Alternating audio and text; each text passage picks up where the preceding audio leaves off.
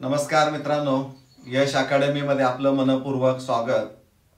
आज आपण या व्हिडिओमध्ये MST CET 2025 या प्रवेश पात्रता परीक्षेसाठी नेमके एकूण किती विद्यार्थ्यांनी रजिस्ट्रेशन केलेलं आहे आणि त्यामुळे स्पर्धा अधिक तीव्र झालेली आहे का काय या अनुषंगाने या व्हिडिओमध्ये आपण चर्चा करणार आहोत। राज्यातील विविध संस्थांमध्ये वैद्यकीय आणि इंजिनिअरिंग तसेच फार्मसी अभ्यासक्रमासाठी ज्या विद्यार्थ्यांना प्रवेश घ्यायचा आहे अशा विद्यार्थ्यांच्यासाठी MST CET 2025 ही परीक्षा सक्तीची असणारी आहे। PCB ग्रुपसाठी ही परीक्षा 9 एप्रिल पासून सुरू होत आहे आणि PCM ग्रुपसाठी 19 एप्रिल पासून ती परीक्षा सुरू होत आहे। गेल्या वर्षी म्हणजे MST CET 2024 या पात्रता प्रवेश परीक्षेसाठी सर्वसाधारणपणे 7,25,000 विद्यार्थ्यांनी रजिस्ट्रेशन केलेलं होतं। त्यापैकी 6,85,000 विद्यार्थ्यांनी प्रत्यक्ष नोंदणी करून शुल्क भरून आपलं रजिस्ट्रेशन कन्फर्म केलेलं होतं। आता सन 2025-26 या शैक्षणिक वर्षामध्ये या वर उल्लेख केलेल्या अभ्यासक्रमासाठी प्रवेश घेण्यासाठी 8,94,734 विद्यार्थ्यांनी रजिस्ट्रेशन केलेलं आहे। 8,94,734 विद्यार्थ्यांनी रजिस्ट्रेशन केलेलं आहे।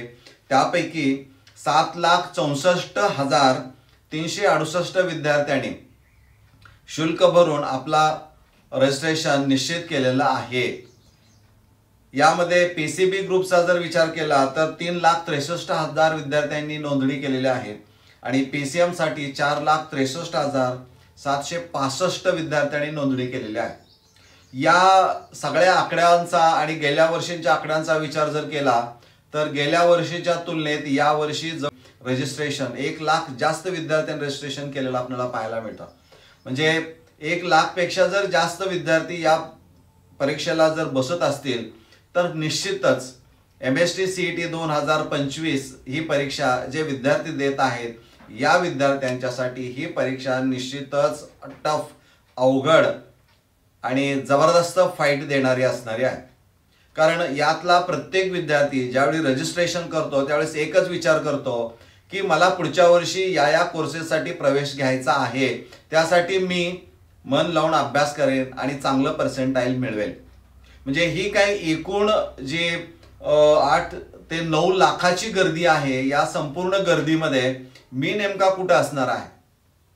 मला जर MST CET चा चांगला स्कोर 99 पर्सेंटाईल पर्यंत जर मिळवायचा असेल तर ही जी काही गर्दी असणार आहे या गर्दीमध्ये मी नेमका कुठे असेल याचा शोध तुम्हाला आता घ्यायचा आहे आणि यासाठी खूप कमी कालावधी राहिलेला आहे।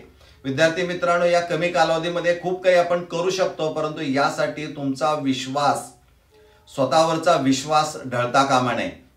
सदैव आपण यश अकॅडमी या YouTube चॅनलवर जे काही केमिस्ट्री विषयाच्या अनुषंगानं आवश्यक असणारे CET साठी व्हिडिओ अपलोड केलेले आहेत ते जरूर पहा। याचा फायदा यापूर्वीच्या अनेक विद्यार्थ्यांना झालेला आहे आणि त्यामुळे येणाऱ्या परीक्षेला निश्चित होईल याची चांगली तयारी आपण या व्हिडिओच्या माध्यमातून करणार आहात किंवा करू शकाल याची मला खात्री आहे। परंतु या स्पर्धेमध्ये जर तुम्हाला उतरायचं असेल आणि मी कुठे आहे याचा शोध घ्यायचा असेल तर तुम्हाला खूप कष्ट घ्यावं लागणार आहे। म्हणजे चांगलं पर्सेंटाईल, चांगलं महाविद्यालय, चांगले टीचर, सगळं काही चांगलं मिळवण्यासाठी तुम्हाला अभ्यासही चांगला तेवढ्याच ताकदीनं करावा लागणारा आहे।